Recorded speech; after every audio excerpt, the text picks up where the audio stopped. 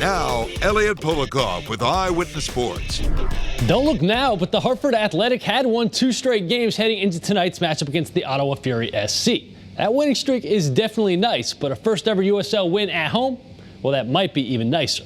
The Athletic back at the rent, and it didn't take long for the boys in green and blue to get a quality scoring opportunity. 3 minutes in, Harry Swartz, with nobody but the goalie in front of him, hits the post. Take another look at this one. What an effort by Swartz to even get that shot off, just misses a goal. And even though the Athletic dominated play early on and they had all the big time scoring opportunities, it was Ottawa who took advantage of their first chance and got the early lead. Maurer Sam with a beauty of a strike, and 1-0 Fury on top. That was the score at the half, but less than 2 minutes into the second 45, Hartford gets an answer. A failed clearance attempt by Ottawa leads to Sebastian Dalgard teeing one up just inside the box. 1-1 game as the Athletic are on the board, and that ends up being the final score in this one. Obviously, the Athletic hoping for the W at home, but even with a draw, Jimmy Nielsen thinks this was the best his team has looked all season. If we continue like this, there will be a lot of points waiting for us. But we got to remember the consistency now, the humble confidence going into those games. Right now it's just good for us to have like good performances like this and something to build on. But again, I feel like we had some big chances today and just a little bit sharper, we have 3 points. Hard to believe it, but the 2019 WNBA regular season is already underway. The Connecticut Sun coming off a postseason appearance last year and right away facing a tough challenge this year against the Washington Mystics. The Mystics, they made the WNBA Finals last season. They're up too early, but Jasmine Thomas with the corner 3, and the Sun take a 1-point lead. Later in the first quarter, Connecticut down 1, and what a pass from Jasmine Thomas to Alyssa Thomas. Must be the last name. Kurt Miller, though, he definitely likes what he sees. Second quarter, Sun up 7. Lasia Clarendon driving and dishing to Morgan Tuck, and the former UConn Husky cans the triple. Connecticut pushing their lead to double digits. But Washington cuts that lead back to 1, and that's when Clarendon goes to work. Absorbs the contact and a tough finish in the paint.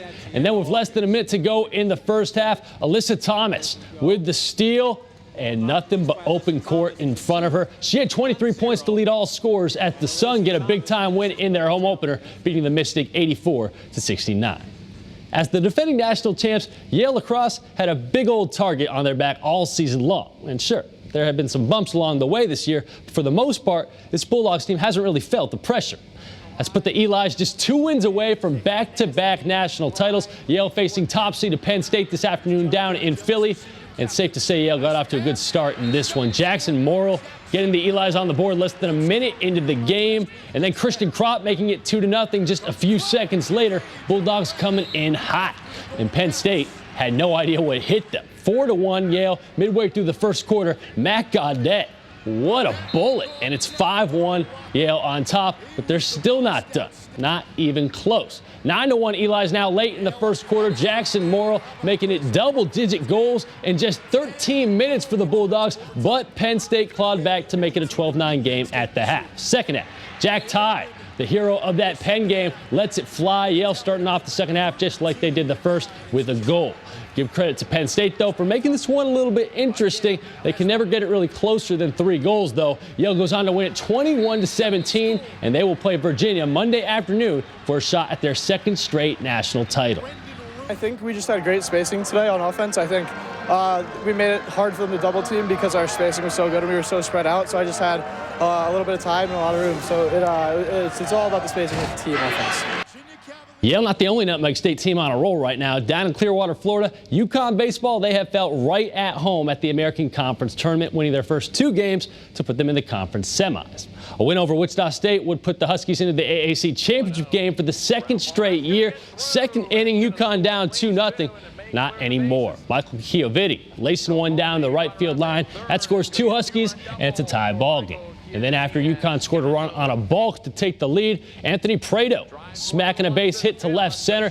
Chioviti scores easily. 4-2 UConn coming alive in the second inning, but they're still not done. Wichita State looks like they get the double play to end the inning, but the Shockers can't finish it off cleanly, and that means another Huskies run. 5-2 UConn on top, and the Huskies also getting it done in the field. Look at this snag by John Topa. Still a 3-run Huskies lead. Fast forward to the bottom of the ninth, Wichita State down to their last out, and Jacob Wallace gets the grounder to first to end it, and the Huskies get the 8-3 win. They are back in the American Conference Championship game, and they've got some unfinished business to take care of. They're very motivated to go get the ring. Last year we had a good season, we had a really good season, but we didn't win a championship. So you got a chance to do it tomorrow, and we don't say, hey, finishing the RPI here every year. One of the pillars of the program is win championships. So you got a chance to do that tomorrow. To the majors, the Yankees going for their 6th straight win this afternoon in Kansas City, taking on the Royals. Top of the first, Todd Frazier ripping one down the right field line. That is trouble for the Royals. Aaron Hicks and Luke Voigt both score for the Yankees. New York on top 2-0 early. On the mound, J.A. Happ dealing. He gets Alex Gordon swinging to end the first inning, and then in the second, more of the same. Chris Owings can't get that one. 2 of 10 strikeouts on the day for Happ, but this one was tied at 3 in the 7th. Luke Voigt coming through in the clutch. 2-run bomb to left. The Yankees retake the lead on Voigt's 13th round tripper of the season, and from there, the Yankees defense took care of the rest. Gio Urshela, what a snag and what a throw to first, sitting down. New York continuing to look good. They actually have the 2nd best record in baseball right now after beating the Royals 7-3. They also won the 2nd game of the doubleheader tonight. The Mets, 2 games under 500, taking on a struggling Detroit team at Citi Field. New York down 1-0 early, but Wilson Ramos had a game to remember. This one absolutely crushed the left field 1-1 ball game. And in the 4th inning, more of the same from the Ramos and more of the same from the Mets. He gets it done again. Not out of the ballpark this time, but it'll do. That drives in J.D. Davis, and that gives the Mets a 2-1 lead. Ramos actually hit another 2-run shot later in the game, and Tomas Nido walked it off for the Mets in the 13th as they win it 5-4 in extras. The Red Sox lost, but man, a busy day of sports, and for the most part, pretty good for the local teams.